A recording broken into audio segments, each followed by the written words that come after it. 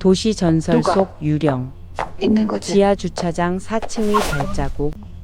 누가? 늦은 밤 50대 있는 여성 거지. 정은숙은 퇴근 후 늘 그렇듯 누가? 아파트 지하 주차장 있는 거지. 4층에 차를 세웠다.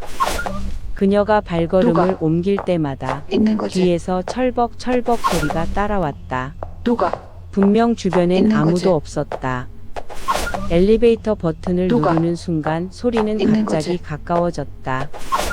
은숙이 뒤돌아본 누가? 자리엔 형체는 있는 없었지만 분명 누군가 서 있는 느낌. 누가? 그리고 차가운 바람이 있는 그녀의 거지. 목덜미를 스쳤다. 다음 날 누가? 도시 괴담을 있는 기록하는 거지. 30대 남성 이도현이 주차장 전설을 누가? 취재하러 왔다. 있는 거지. 그는 소문을 비웃었지만 은숙의 무너지는 누가? 표정을 보고 태도를 있는 바꾸기 거지. 시작한다. 그 발자국 정말 누가? 사람이 낸 소리가 있는 거지. 아니었어요. 그리고 CCTV를 확인한 누가? 도연은 소름 끼치는 있는 거지. 장면을 발견한다. 은숙 뒤에서 누가? 따라오는 투명한 있는 발자국 거지. 자국들. 주차장 벽에는 오래전 누가? 적힌 낙서 하나. 있는 거지. 여기 아직 있다. 도연은 그날 누가? 처음으로 깨달았다. 있는 거지. 은숙이 본 건 단순한 착각이 누가? 아니라는 걸. 있는 비 오는 날 나타나는 횡단보도 소녀.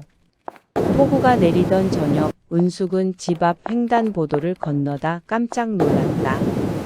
빗속에서 흰 원피스를 입은 소녀가 손을 흔들고 서 있었다. 차들은 소녀를 보지 못한 듯 그대로 지나갔다. 은숙은 본능적으로 다가가 말을 걸었다. 거기서 뭐하니? 하지만 소녀는 대답하지 않았다. 다만 작은 입술이 무언가를 듯 움직일 뿐. 다음 날 도연에게 이를 털어놓자 그는 놀라운 사실을 말해준다. 이 지역엔 오래전부터 비가 오는 날 나타나는 횡단보도 소녀 괴담이 있었다는 것. 교통사고로 숨진 아이가 마지막으로 도움을 요청한다는 이야기. 그날 밤 소녀가 말하던 입 모양을 기억해 다시 떠올린 은숙은 그제야 깨달았다. 그 소녀는 이렇게 말하고 있었다. 조심하세요. 뒤에.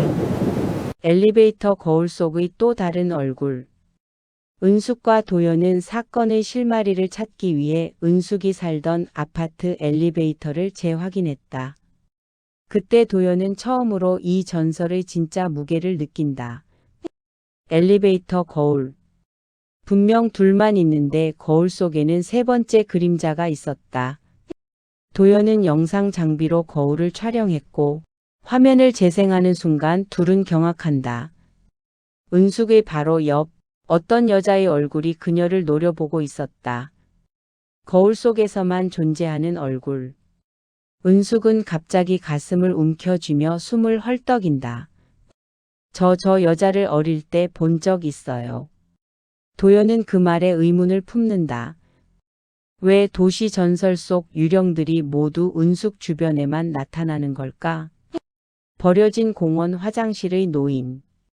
두 사람은 다음 제보 장소로 밤마다 유령이 보인다는 오래된 공원 화장실로 향했다. 공원은 인적이 끊긴 지 오래였고 가로등은 하나 둘고 있었다. 화장실 문을 열자 소리와 함께 찬바람이 불어왔다.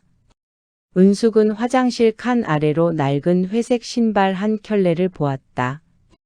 노인의 신발이었다. 도연이 천천히 문을 밀자 그 안엔 꼭 3초 동안 상체를 숙인 한 노인이 앉아 있었다. 노인은 고개를 들고 은숙을 똑바로 바라보았다. 그리고 떨리는 목소리로 말했다. 드디어 찾았구먼. 순간 문이 쾅 닫히고 다시 열었을 땐 아무도 없었다. 은숙은 충격으로 주저앉았다. 저 노인 저희 어머니 장례식장에서 본 분 같아요. 도연은 점점 더 확신했다. 이 모든 도시 괴담은 서로 연결되어 있다. 산책로 CCTV의 그림자. 은숙이 자주 산책하던 산책로. 해당 CCTV에는 해괴한 영상이 찍혔다. 은숙 뒤를 일정한 거리로 따라오는 검은 그림자. 사람 형태지만 얼굴이 없었고 걸음 속도와 방향이 은숙과 완벽히 일치했다. 도연은 은숙에게 물었다. 혹시 누군가에게 살만한 일이 있었나요? 하지만 은숙은 고개를 저을 뿐이었다. 다만 며칠 전부터 자꾸 기시감이 들었다고 했다.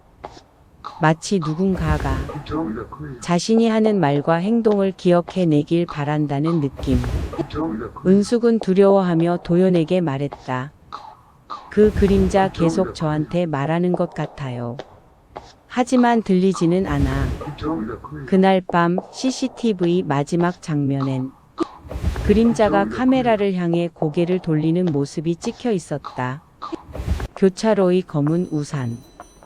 도시 전설 중 가장 유명한 이야기. 검은 우산을 든 사람에게 말을 걸면 절대 안 된다는 괴담.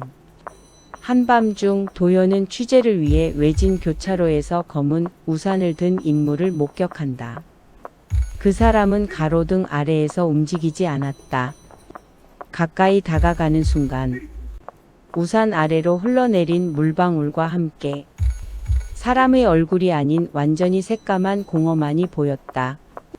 그때 은숙의 핸드폰으로 메시지가 도착한다. 절대 그에게 가까이 가지 마세요. 보낸 사람 알 수 없음. 도연이 뒤돌아봤을 땐 그 검은 우산은 사라져 있었다. 그날 기록을 정리하던 도연은 놀라운 사실을 발견한다. 검은 우산 유령은 특정 사람을 지키려 나타난다는 소문. 그리고 그 소문 속 특정 인물. 이름이 놀랍게도 정은숙과 같았다. 도시 전설 수집가의 비밀. 도연은 오래된 기록에서 하나의 공통점을 발견한다. 모든 도시 전설의 최초 제보자가 정이라는 이름의 한 여성. 그리고 그 여성은 20년 전 실종된 인물 은숙의 친언니 정은영이었다.